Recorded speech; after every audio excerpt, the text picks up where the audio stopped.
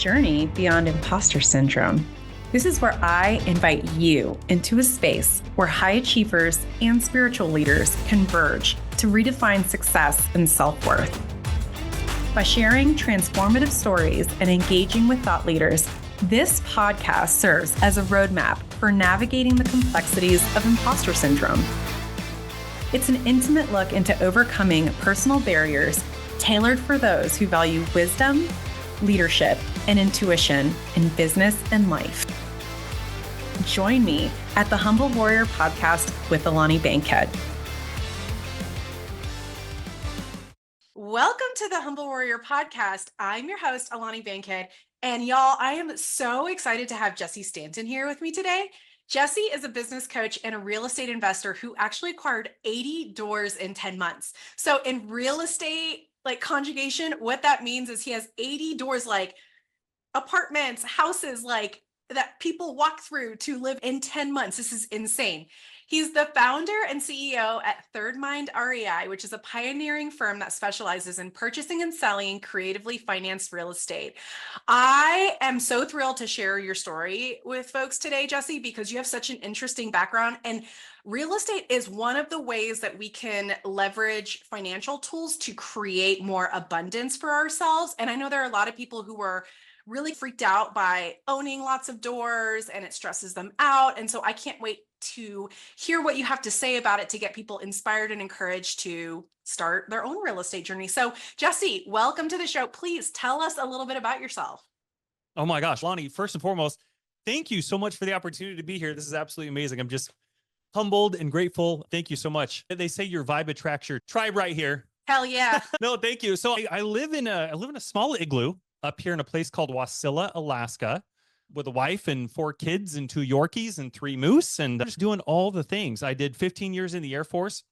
I got out several years ago and jumped into real estate, and we started just buying properties all over the country. So I just do all that from my little igloo up here in Alaska. I started a business coaching business last year. This has just been absolutely amazing, just showing people some of the neat tips and tricks and things that I've learned along the way as a real estate investor and entrepreneur. And I love camping and fishing and hiking and doing all the things. It's September now. We've got snow on our mountains.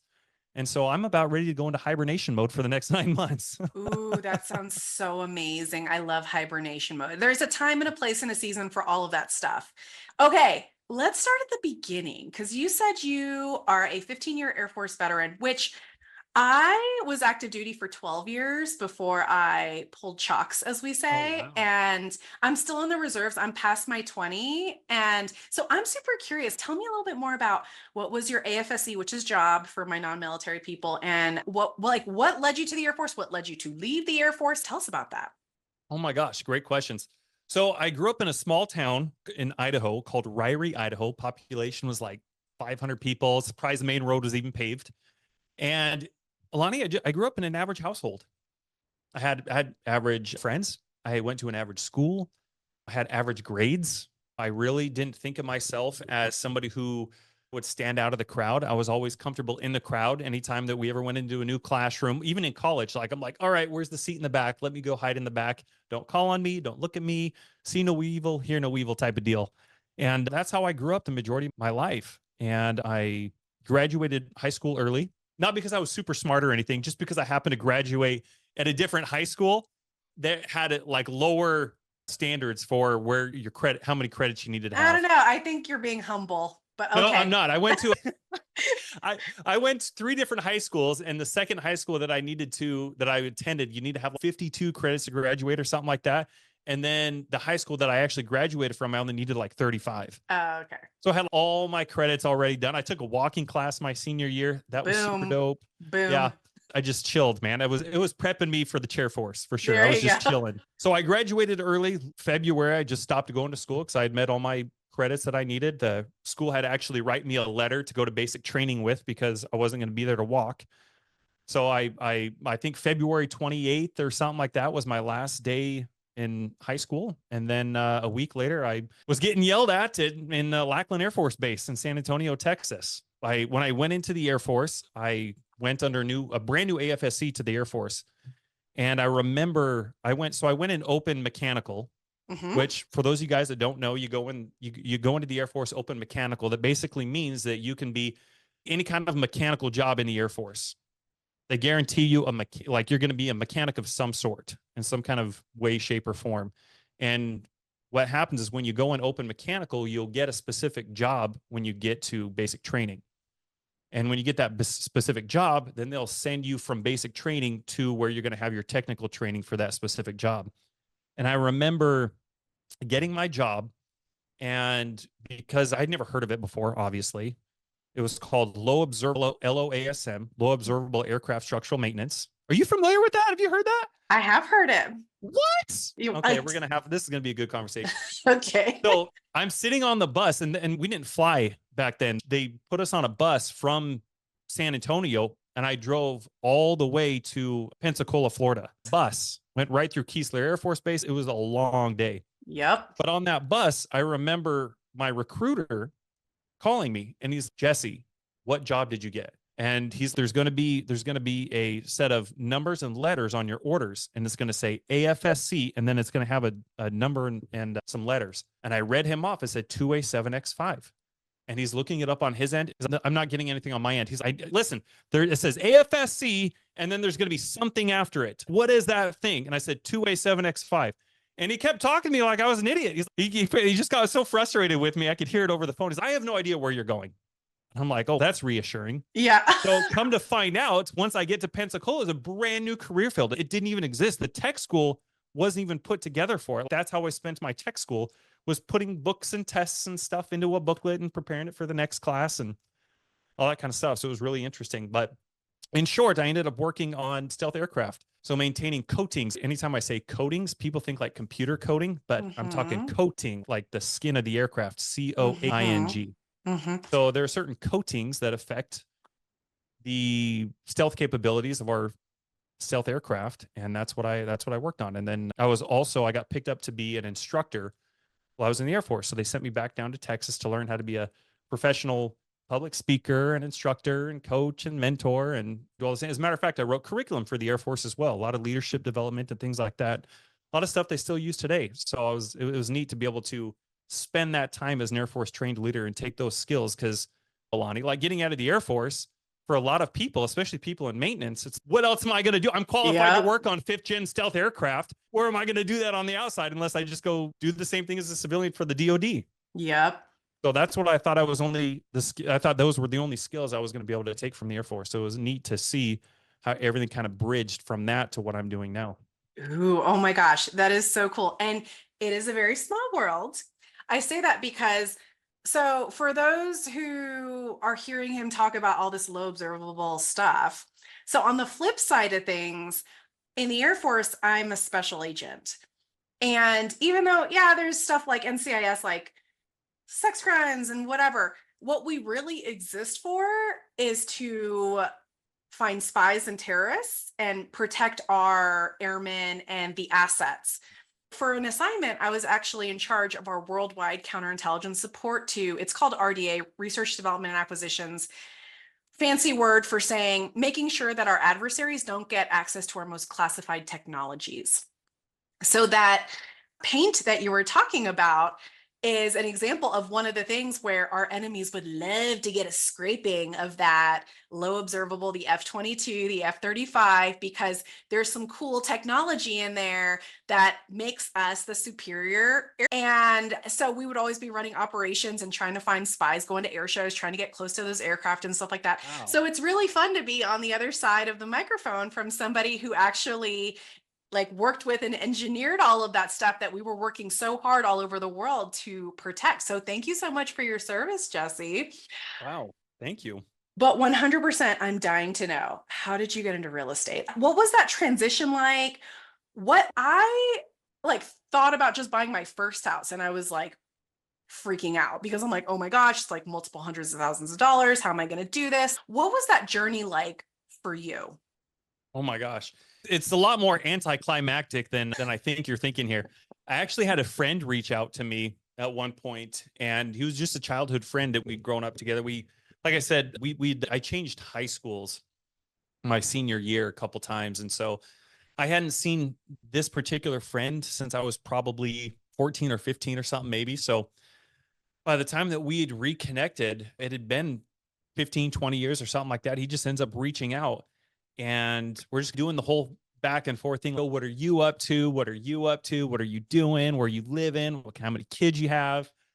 And he said, have you ever thought about getting into real estate?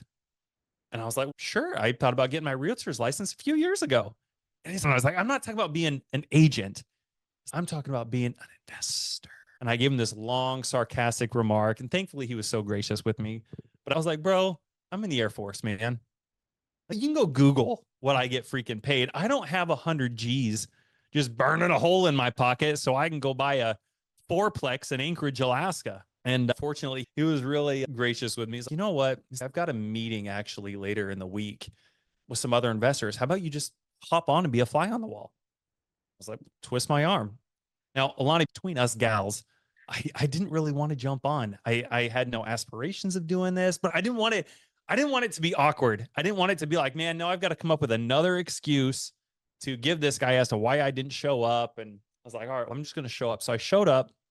I turned my camera off. I put myself on mute and I started listening to how savvy investors talked and communicated and thought about debt and thought about risk and thought about money. And all of this was so contrary to how I grew up thinking about those things. When I grew up in such a strong Christian house, my mom used to tell me there was no 4-letter words that were to be used in her house. Of course, it's a 4-letter word. For those of you guys that don't know, most cuss words are 4-letter words. So she would tell me there's no 4-letter words to be used in my house.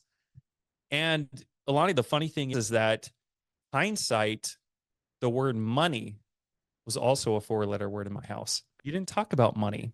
You didn't ask people how much money they were making. You didn't ask how to go make more money. That was all just hush. Like we treated the word money like a cuss word. This is something you didn't talk about doing. And so I thought that was really interesting. So jumping into this Zoom, that was really my first experience hearing firsthand people talk and think about money and stuff differently. And for my entire life, I thought money was a taboo thing. It was like, you just don't talk about that kind of stuff. And it was really interesting to just, it shifted my world, my financial worldview, because I always thought that people who talked about money were people that were greedy, people that were sleazy, people that were running scams, people that were burning people, not literally, metaphorically. And it was really interesting to hear it. And I had this epiphany. I was like, oh my gosh, it makes so much sense, because if you want to get better at basketball, clearly the topic of conversation should not be golf. How much better at basketball are you going to get when you spend all your time off the court talking about, reading about, and discussing golf? So money's the same thing. So it was really one of those things where it was like, wow, this is so weird to talk about money with somebody and have it be okay and not feel like I'm being judged for doing it. So that's really what started that conversation was really what started the entire rabbit hole with understanding how to get into real estate with no money, how to get creative, how to start thinking outside the box, how to solve problems that other licensed professionals couldn't solve.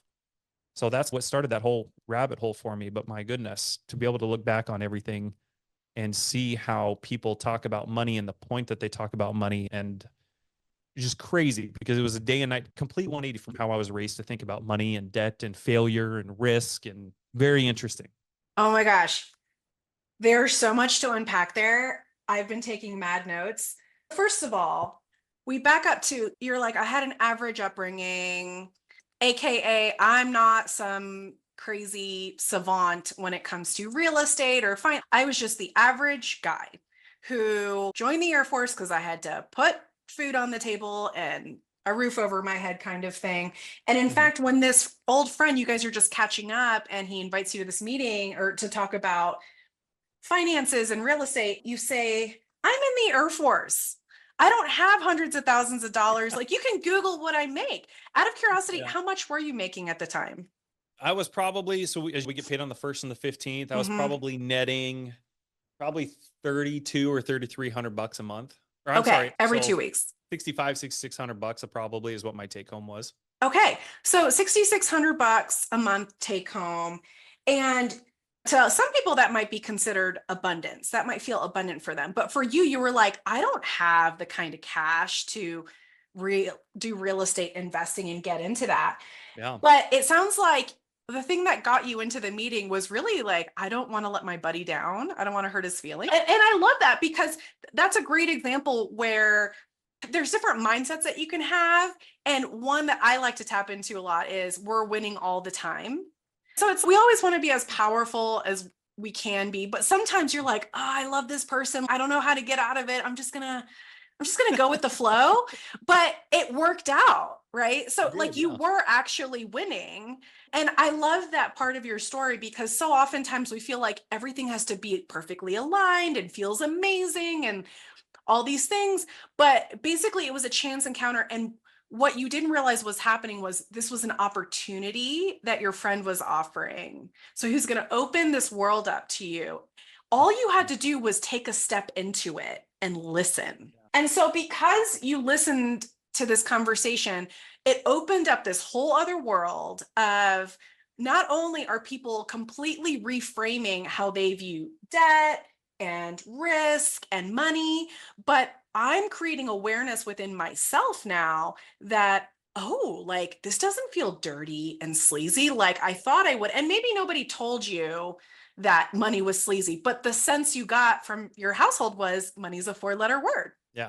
Okay. So, out of curiosity, because feeling is an important part of identifying epiphanies and shifting mindsets. So, cognitive theory and psychology says thoughts lead to emotions, which lead to behaviors. So, you have this new awareness of like money is not evil.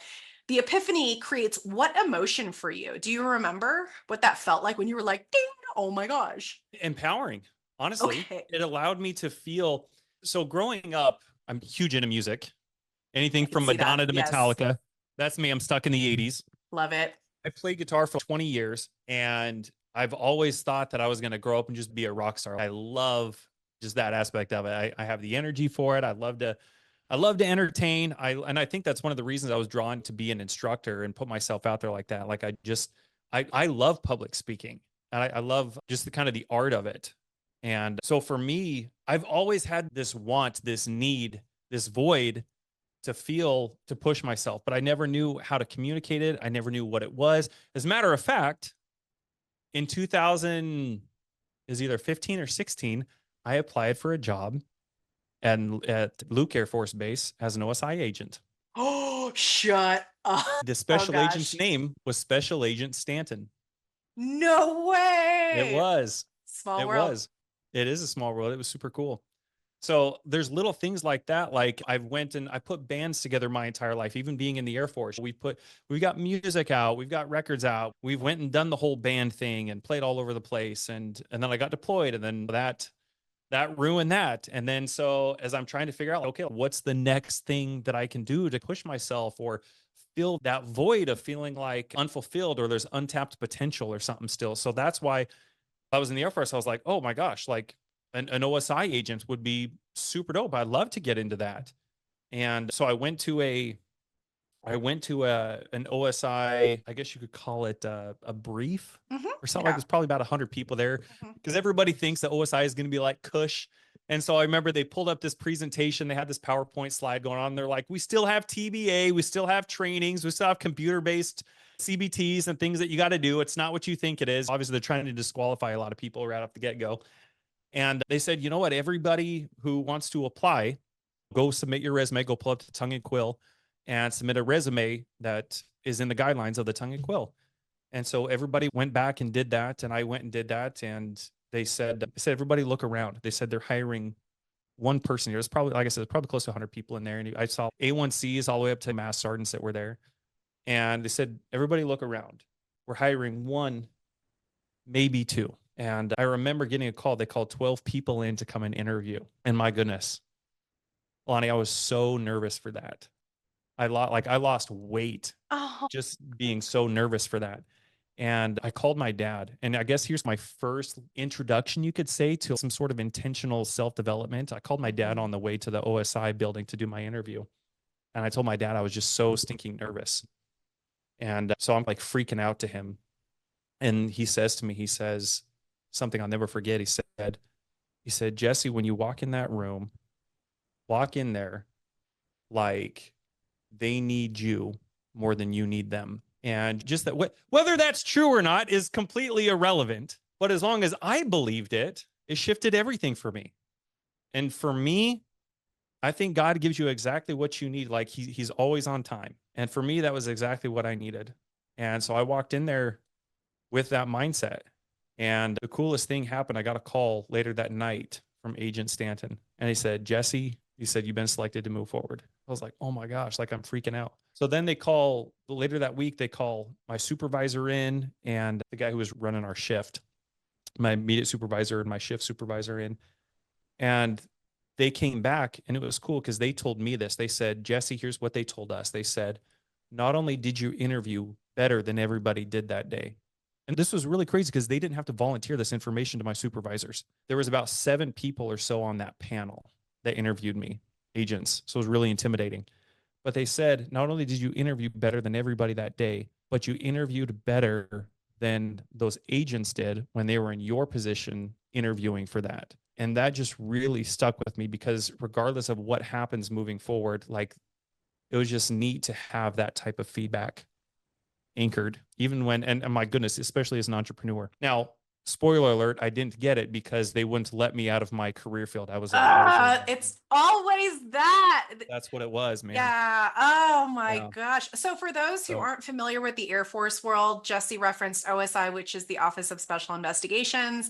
It's where all the special agents, it's the unit where they work. It's like NCIS, but for the Air Force. And then he mentioned the Tongue and Quill, which is it's like our handbook on how to write different correspondence, whether it's a memo or a report, there's very specific rules. And so that's what he was talking about. But unfortunately, we do that to ourselves a lot is because of needs of the Air Force and timing. So I would have died to have someone like you on the team. But of course, it's some weird thing that causes people who are incredible to not be able to serve in that capacity. But I think what I'm anticipating we're going to learn through your story is that it all worked out the way it was supposed to work out. Hindsight, yes. And I want to get into that a little bit more actually though, because so we were talking about you had this epiphany, which led to an emotion of empowerment. So what was the next thing after you got off this call with these investors? We're just reflecting on my experiences playing music and then my experience with OSI. Like I knew, like when that call came, I was like, oh my gosh, like I've already done these 2 things. Like those seeds had already been planted. You know what I mean? To bring this boat back into the harbor here, I was able to take immediate action going from that. Like just those 2 experiences alone really served as a very big foundation for me to be able to feel empowered and take that emotion. And then, like you said, to go in and take action on it. Yes. So what did that action practically look like for you? So you get off the call and you're like, I'm going to be a real estate investor. So what'd you do? Basically, I paid somebody to teach me how to do this. And the rest is history. And the rest is kind of history. I paid, man, I'll say it online too. I'll say I paid $23,000 to learn how to do this. That was the first investment I had ever really made in myself. And I didn't have, like I said, I was in the Air Force, didn't have 23. Now, granted, I was making $6,500 a month, but I was living in Alaska. Yeah. So the cost of living.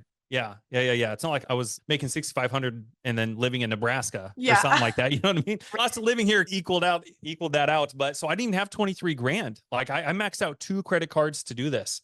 That in and of itself, when I told my wife that I wanted to invest in myself and that this is what I wanted to do, she said the same thing I did. When they told me it was 23,000, I was like, wait a minute, you mean 2,300, right? Like I had, and even 2,300, I'm like, oh my gosh, I don't know if I should do this. So you can imagine $23,000, my goodness. But something happens when you invest that money into yourself.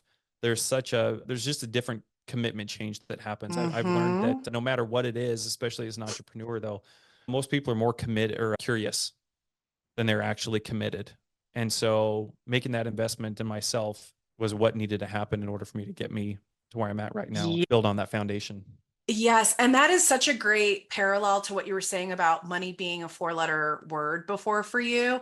So how did you get from that to, oh my gosh, $23,000, like you maxed out 2 credit cards, but something had to have shifted for you where you said, this is going to be worth it. This is going to pan itself out. So for the person right now who's, oh my gosh, I want to have 80 doors. But what shifted for you where you were like, no, I'm going to find this 23,000 and I'm going to make it work? I think it was how I measured success. Tell me I think more. that's the big thing of what it was.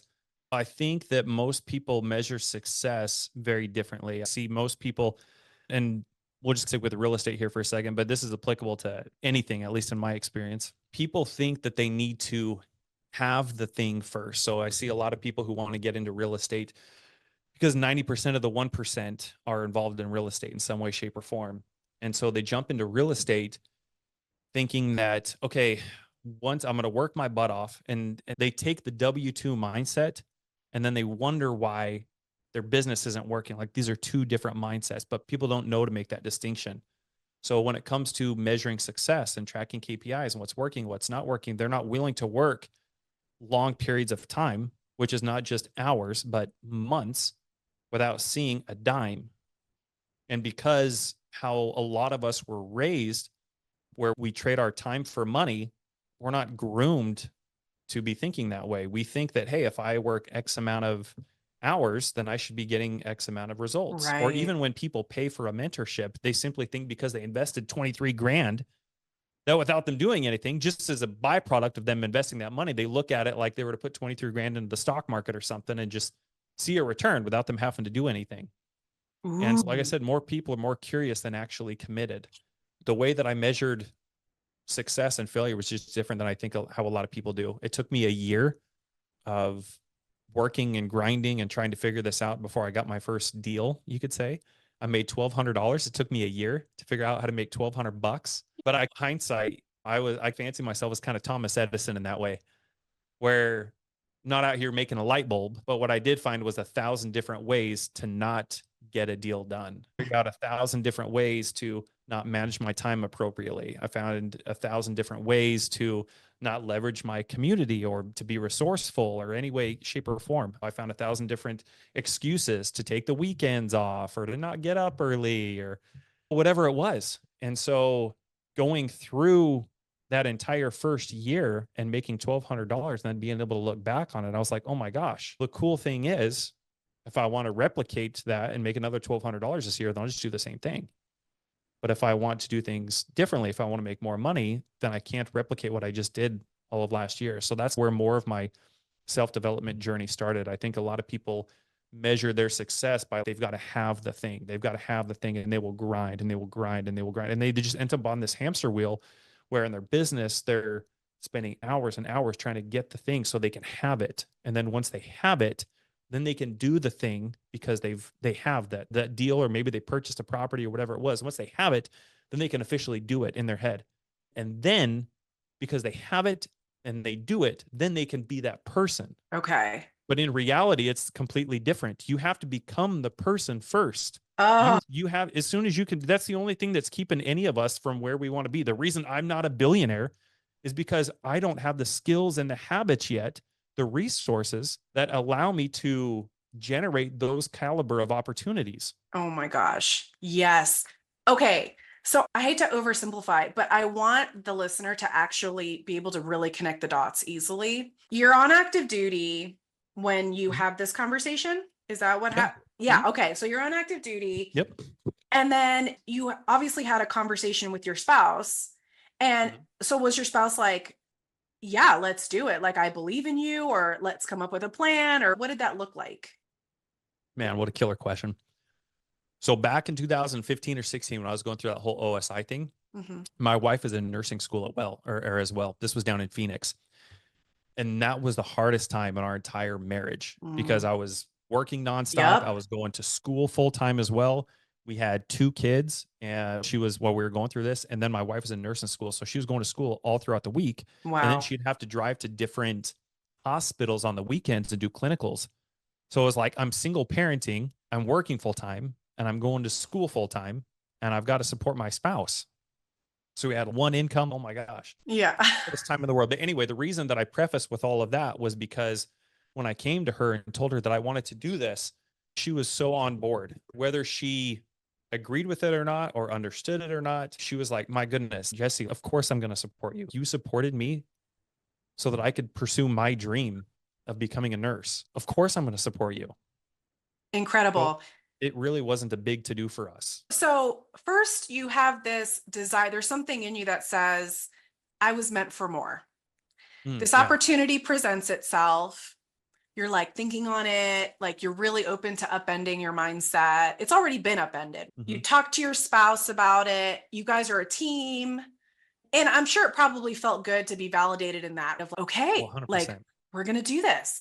And then you spend this year finding 100 ways not to do it. And you continue on your self-development journey. You invest in yourself in a way that you like, we're like, I don't know how we're going to do this, but we're going to figure out a way to do it.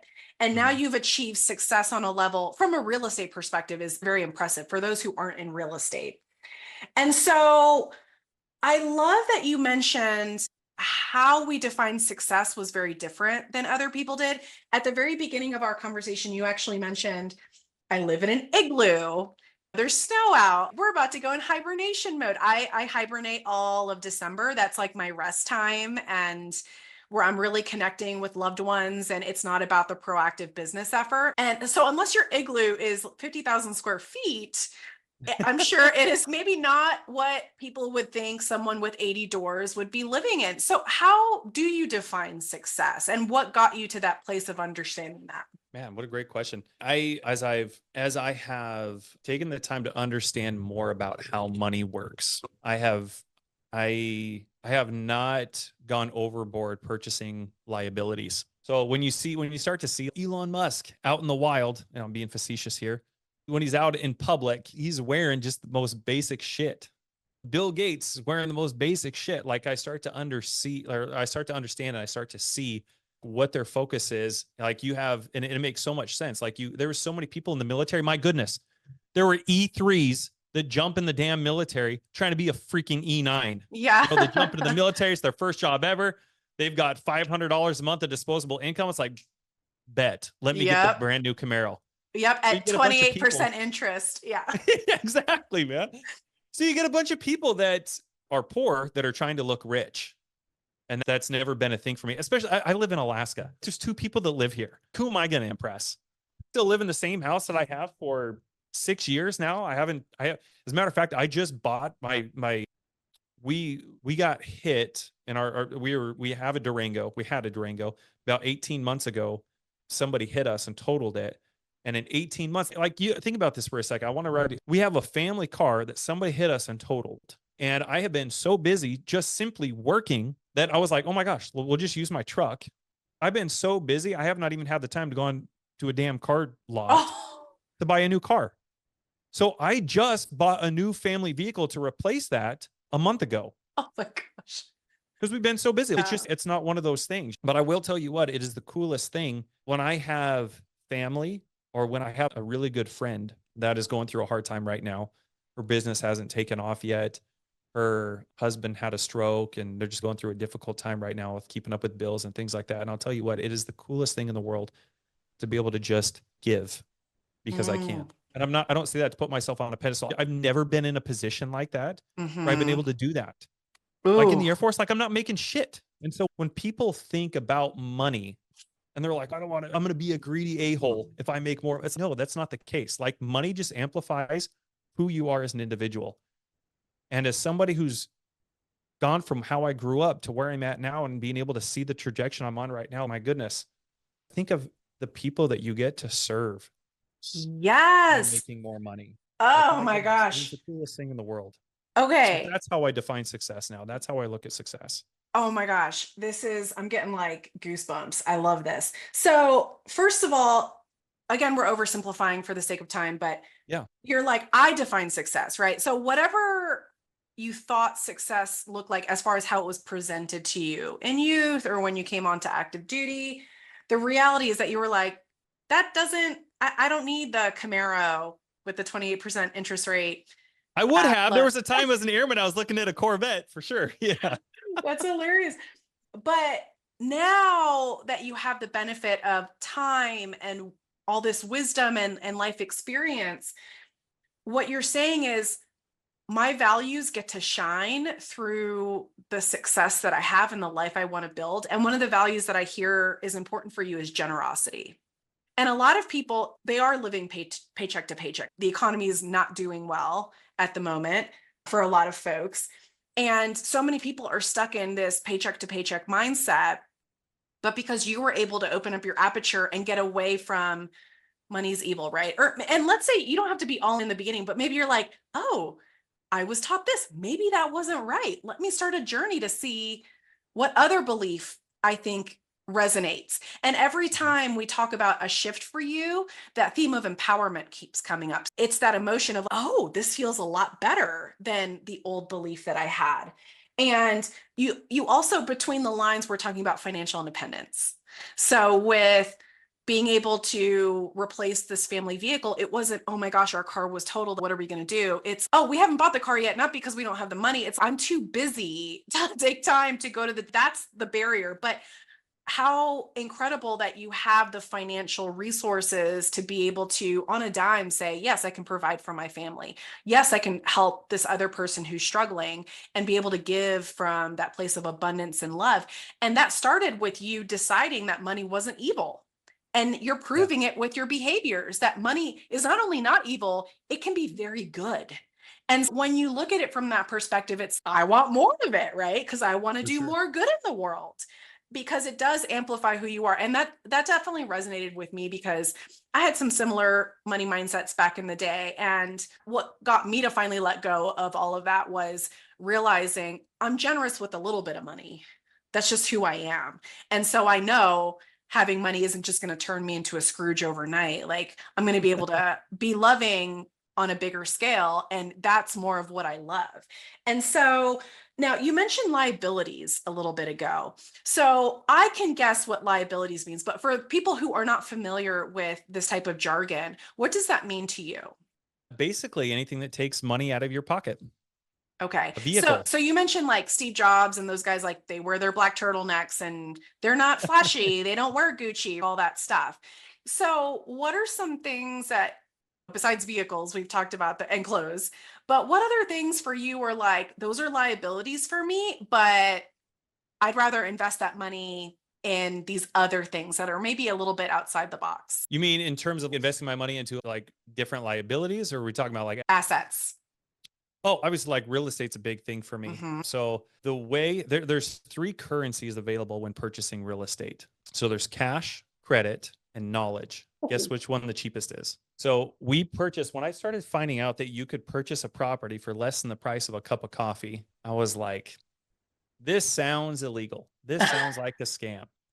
And it's funny because, especially on the internet, when you hear phrases like that, you don't know how to decipher what's true, what's not true, what kind of MLM crap are people trying to poach here. I was fortunate and blessed where I didn't have to go through filter out through a bunch of those guys. I was blessed in the way that everything happened, where I got in front of the right people the first time. And so understanding like how debt and money really works has been really interesting. So yeah, I purchase properties leveraging other people's money, other people's credit, other people's debt. Like I purchase properties and don't use a penny of my own money. That is amazing. And I love that you also mentioned, you're like, I got lucky that I got in front of the right people. But if I could challenge that thought for a second, I don't know that it was necessarily luck, because your buddy and you connected and you had some level of trust in that friend already. So he had more authority because he wasn't Joe Schmo that's trying to sell you something on Instagram. He was someone that you had a history with.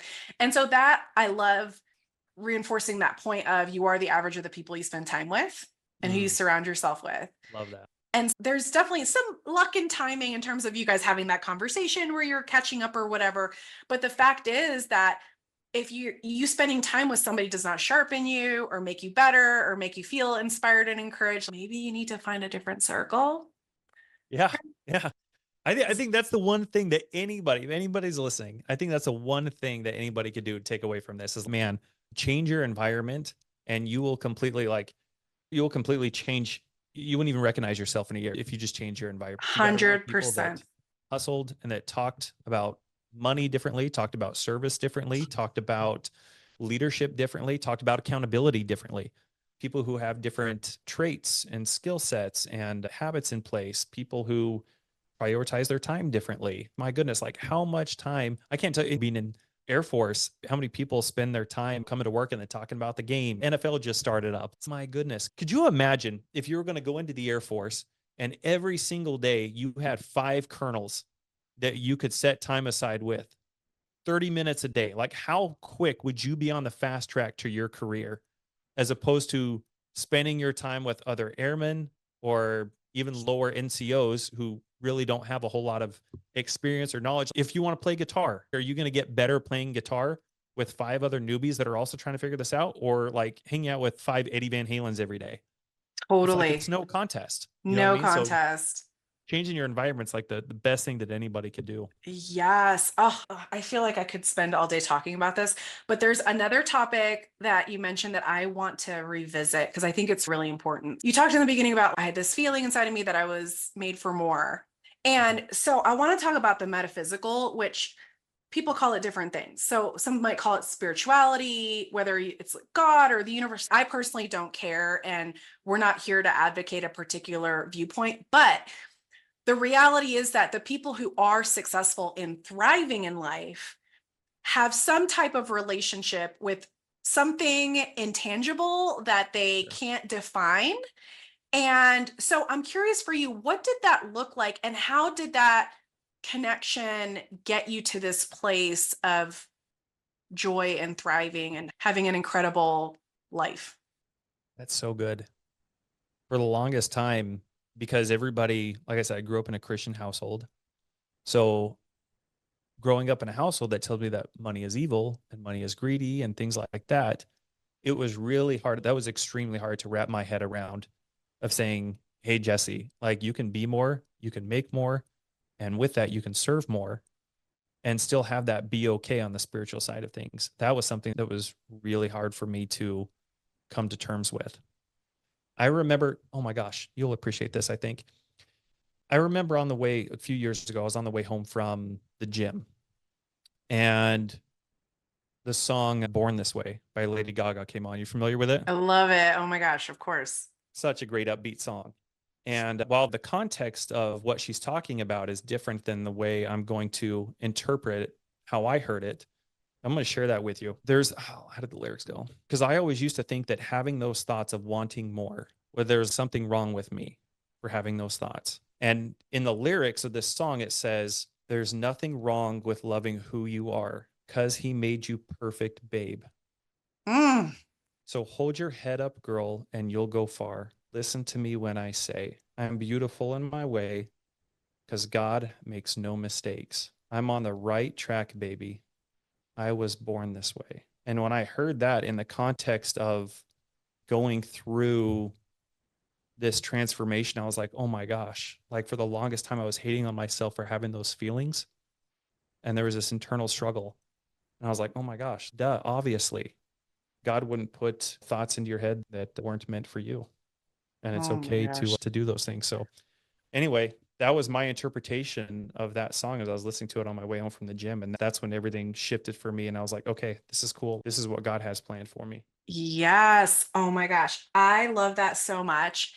And I, it's like the perfect segue. You set it up so amazingly to talk about because you have a very interesting background in that you're like, I love 80s music. I live in Alaska. What was the other thing that you had said? Rockstar public speaking, right? You're like, I love public speaking. To the outsider, this list of traits look very different, like they don't really belong together, but it's very clear that all of those elements have led you to here, right? It was clear to you when you stepped into that OSI panel interview that you were like, oh, the training that I did prepared me for this. My 80s music love prepared me for this. All I have to do is walk in the preparation that I have already accomplished. So, Mhm. how, if you could talk to you when you were enlisting in the Air Force and maybe you're like unsure of what to expect, what would you tell yourself then about what's to come and overcoming those fears? What were the fears that you were experiencing as a young person? Wow, that's really very introspective. Everything that you just said that has led me to where I am right now, to most people, that doesn't jive. And so, because of that, growing up, my friends thought if I had an idea or something that I wanted to go do, like nobody was like, no, why would we go do that? Jesse, are you stupid? And so it was like that in the Air Force as well. If I had a particular take on leadership, or how something need to be done. That was that was really frustrating for me as a supervisee to bring something to people above me and them not see the vision in it. And so it was extremely difficult. Even when I started going to work and telling everybody, I was like, oh my gosh, guys, I found out about this really cool way that you can buy real estate. Do you guys want to hear about it? They started making fun of me about it. So I went through a lot of, as a matter of fact, when I was 2 weeks from getting out of the Air Force, we had a team come up from Shepherd Air Force Base. So I was an instructor.